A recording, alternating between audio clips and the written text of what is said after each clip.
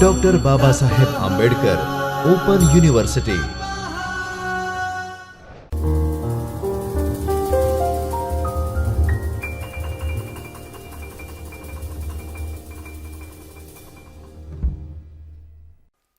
Hello dear learners, this is Shachi Gupta, Assistant Professor of Economics from Chaitanya Studio of Dr. Baba Saheb Ambedkar Open University. I welcome you all here. After watching this session, you will be able to understand and describe the factors affecting supply and also the contraction and expansion in the supply.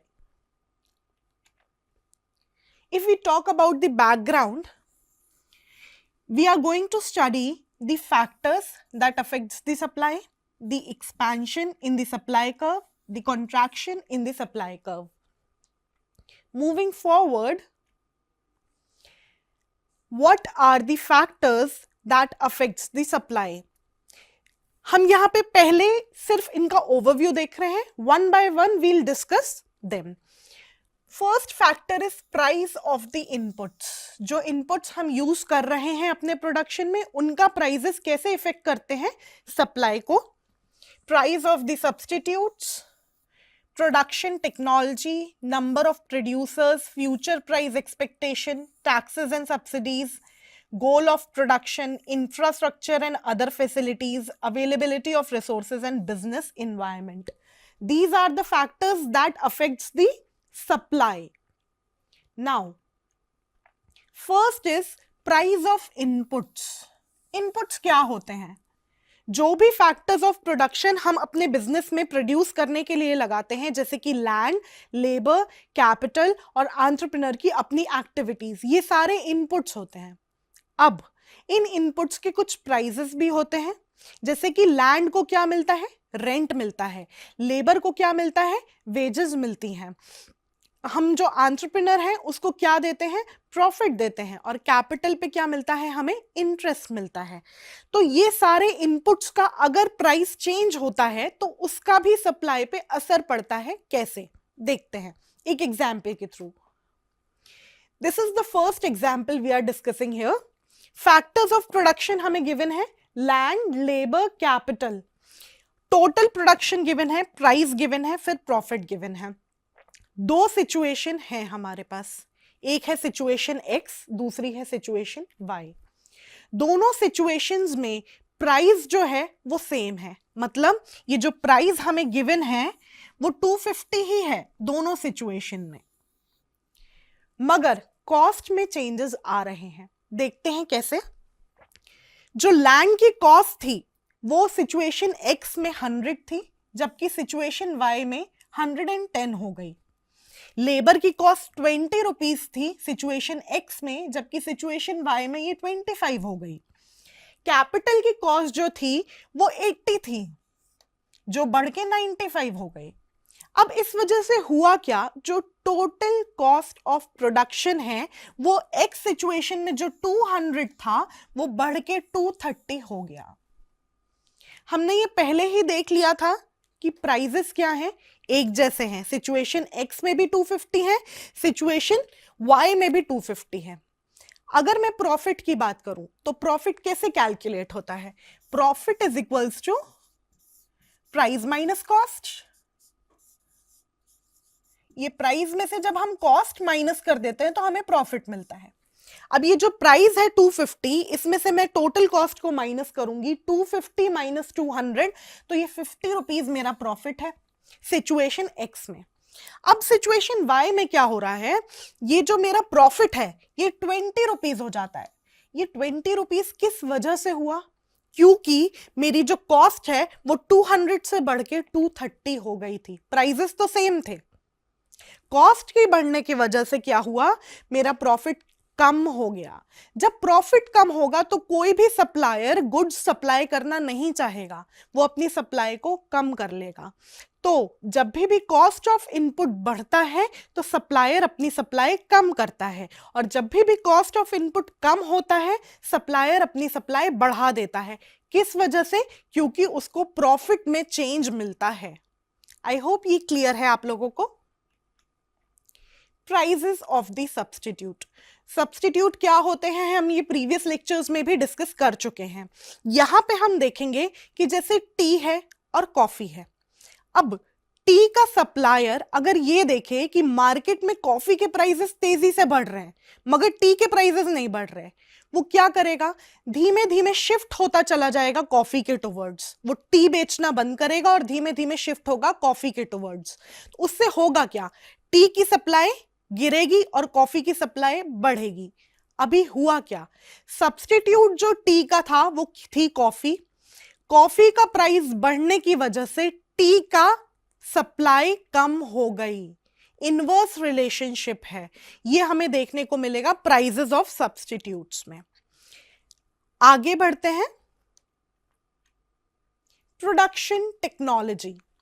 कभी भी नई technology से हम ज्यादा produce कर पाते हैं, effectively कम दाम में प्रोड्यूस कर पाते हैं। तो अगर कोई अच्छी टेक्नोलॉजी, नई टेक्नोलॉजी मार्केट में आ रही है तो उस वजह से अगर हमारी सप्लाई बढ़ती है तो वो भी एक फैक्टर है। प्रोडक्शन इन टेक्नोलॉजी एक फैक्टर होगा जो हमारी सप्लाई को इफेक्ट करेगा। नंबर ऑफ प्रोड्यूसर्स, मान लीजिए पहले मार्केट में 100 प्रोड्यूसर्स थे जो कि 1000 गुड्स को सप्लाई करते थे। 100 मिलके 1000 गुड्स सप्लाई करते थे। ये सप्लायर बढ़ के 150 हो गए, जिससे मार्केट में सप्लाई बढ़ के 1500 हो गई। तो ये नंबर ऑफ प्रोड्यूसर्स ने इफेक्ट किया, जिस वजह से मेरी सप्लाई 1000 से 1500 हो गई। तो ये भी एक फैक्टर होगा जो हमारी सप्लाई को क्या करेगा, इफेक्ट करेगा। Future expectation about the prices, इसको पहले पढ़ लेंगे। If the prices are expected to rise significantly in near future, seller will resort to hoarding, reducing their current supplies and vice versa.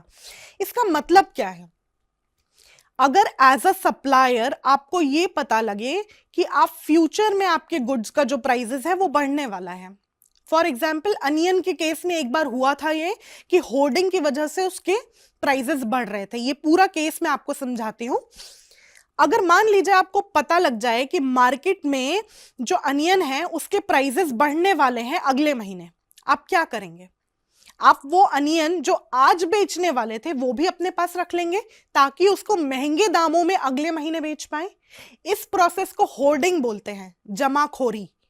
अपने पास स्टॉक करके रख लेना कोई चीज जिससे मार्केट में उसकी शॉर्टेज हो जाए और फिर जब उसके प्राइसेस बढ़े तब हम उसको मार्केट में सप्लाई करें।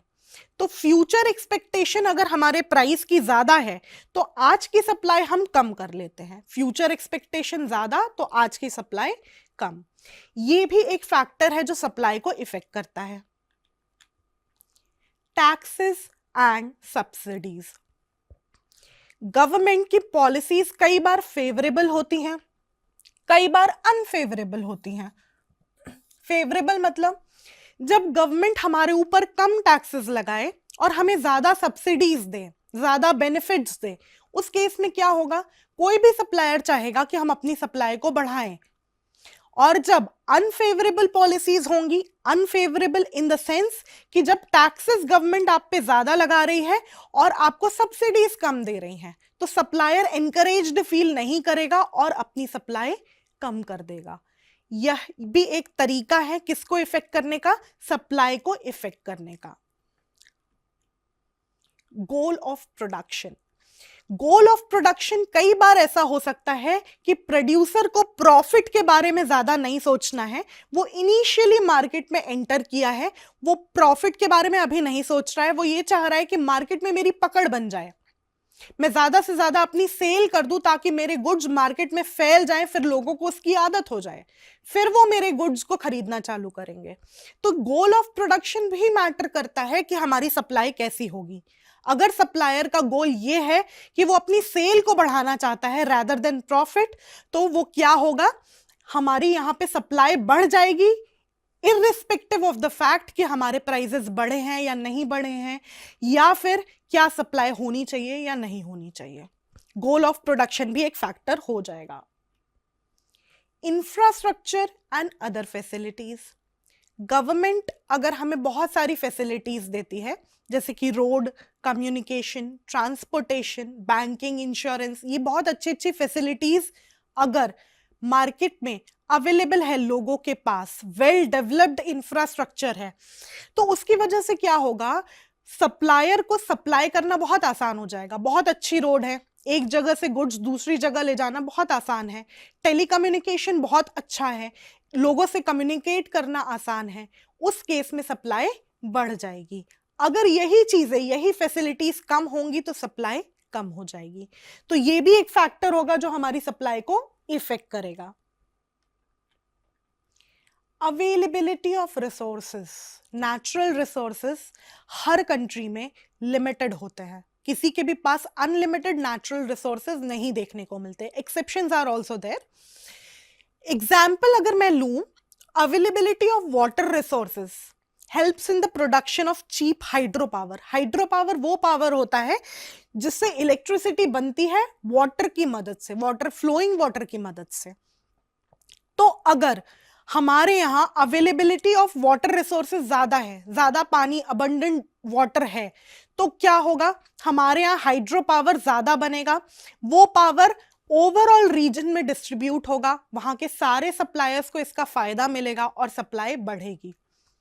जस्ट इसका ऑपोजिट, अगर वाटर की अवेलेबिलिटी नहीं है, शॉर्टेज है वाटर की, हाइड्रो पावर यहां पे डेवलप नहीं हो पाएगा, जिस वजह से लोगों को, आसपास के लोगों को बिजली भी नहीं मिल पाएगी। अगर बिजली नहीं मिल पा रही है तो उनकी सप्लाई भी इफेक्ट होगी और वो सप्लाई भी क्या होगी, कम होती चली जाएगी। तो एक ये भी फैक्टर है जो हमारी सप्लाई को इफेक्ट करता है। बिजनेस किस इन्वायरमेंट में ऑपरेट कर रहा है, वहां जहां बिजनेस चल रहा है, इकोनॉमिक कंडीशंस क्या हैं, गवर्नमेंट किस तरीके की है, कंपटीशन कैसा है मार्केट में, ये सारी चीजें भी हमारी सप्लाई को इफेक्ट करती हैं। लोगों के रिलीजियस बिलीव्स क्या हैं, लोगों के सोशल बिलीव्स क्या हैं, ये सारी चीजें हमारी क्या करेंगी, इफेक्ट करेंगी सप्लाई को। अब हम देखेंगे एक्सपेंशन और कंट्रैक्शन इन सप्लाई। इसके पहले हमने सारे फैक्टर्स डिस्कस किए हैं जो सप्लाई को इफेक्ट करते हैं। अभी क्या देखेंगे, एक्सपेंशन और कंट्रैक्शन इन सप्लाई। इस बात का ध्यान देंगे, when quantity supplied of a commodity changes due to change in its own price।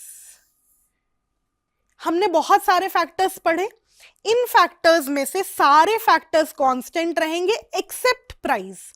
सिर्फ प्राइस चेंज हो रहा है और सारे फैक्टर्स कांस्टेंट है, तो क्या होगा, ये हमें एक्सपेंशन और कंट्रैक्शन में देखने को मिलेगा ग्राफ की मदद से। देखेंगे होता क्या है, जब भी प्राइस बढ़ता है, दूसरे फैक्टर्स कांस्टेंट है, अगर प्राइस बढ़ रहा है तो सप्लायर अपनी सप्लाई बढ़ाएगा, प्राइसेस कम हो रहे हैं तो सप्लायर अपनी सप्लाई कम कर देगा, कीपिंग अदर फैक्टर्स कांस्टेंट। अब जब ऐसा होगा तो उसको हम क्या बोलते हैं, चेंज इन क्वांटिटी सप्लाइड। ये एक ग्राफिकल रिप्रेजेंटेशन है कि ग्राफ के थ्रू से हम देखते हैं कि किस तरीके से हमारा ग्राफ जो है वो एक्सपैंड हो रहा है या कॉन्ट्रैक्ट हो रहा है, किस वजह से, प्राइस के चेंज होने की वजह से। ये डायग्राम है, इसमें देखते हैं, ओरिजिनल ये पॉइंट है हमारा 0। 0 से अगर मैं देखूं तो ये क्वांटिटी मैं Q सप्लाई कर रही थी, प्राइस मेरा P था, मतलब मैं A पॉइंट पे थी, ठीक है, क्वांटिटी OQ थी, प्राइस OP था, ये मेरा ओरिजिनल स्टेट था। अभी हुआ क्या, जब प्राइसेस यहां पे P से P1 पे बढ़े, P से P1 पे गए, तो क्वांटिटी सप्लाइड भी बढ़ी, क्योंकि सप्लायर ने अपनी सप्लाई भी बढ़ाई प्राइस की वजह से। जब प्राइस बढ़ी, सप्लाई बढ़ी, तो मेरा ये जो A पॉइंट था, मैं यहां से B पॉइंट पे आ गई, मेरा जो शिफ्ट था वो A से B के टुवर्ड्स गया, राइट के टुवर्ड्स गया, अपवर्ड गया। तो इस A से B के मूवमेंट को मैं क्या बोलूंगी, ये एक्सपेंशन इन सप्लाई है।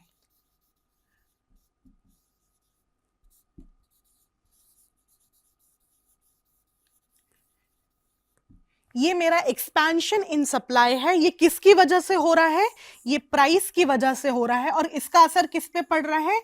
क्वांटिटी सप्लाइड पे पड़ रहा है। आई होप ये क्लियर हुआ है आप लोगों को।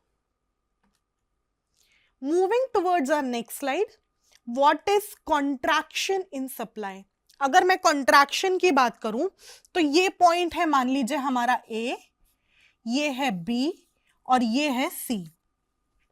अभी हो क्या रहा है? Originally supplier OQ quantity supply कर रहा था ओपी प्राइस पे, ठीक है। प्राइसेस कम हुए, गिरे, प्राइस पी से P2 पे आ गया और क्वांटिटी क्यू से Q2 पे आ गई। प्राइस गिरे तो क्वांटिटी भी कम हुई, तो ए पॉइंट से सप्लायर सी पॉइंट पे आ गया। अब जब ए से सी पे आया, लेफ्टवर्ड आया, डाउनवर्ड आया, तो हम उसको क्या बोलेंगे? ये क्या है? Contraction in supply. सप्लाई क्या हो रही है यहां पे हमारी? यहां हमारी सप्लाई कॉन्ट्रैक्ट हो रही है। जब मेरी सप्लाई एक पॉइंट से दूसरे पॉइंट उसी कर्व में आगे बढ़ती है, अपवर्ड बढ़ती है, राइट के टुवर्ड्स बढ़ती है, तो वो एक्सपेंशन है। और अगर वो लेफ्ट के टुवर्ड्स डाउनवर्ड आती है तो वो मेरा कॉन्ट्रैक्शन इन सप्लाई है। आई होप ये आप लोगों को क्लियर हुआ है। मैं आप लोगों को आज के सेशन का फिर से एक ब्रीफ ओवरव्यू देना चाहती हूं। हम देखेंगे इसमें हमने आज क्या क्या पढ़ा है और फिर उसके बाद हम हमारा सेशन कंक्लूड करेंगे। देखिए, हमने आज क्या देखा है? इन चेंज इन सप्लाई देखा, जिसमें फैक्टर्स कौन कौन से अफेक्ट कर रहे थे हमारे सप्लाई को। ये सारे फैक्टर्स हमारी सप्लाई को इफेक्ट कर रहे थे। फिर हमने क्या देखा?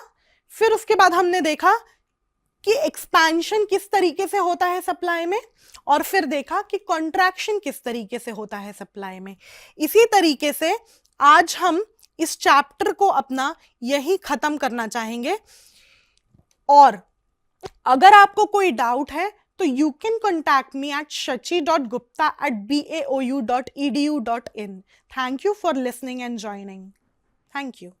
स्वाध्यायः परमं तपः।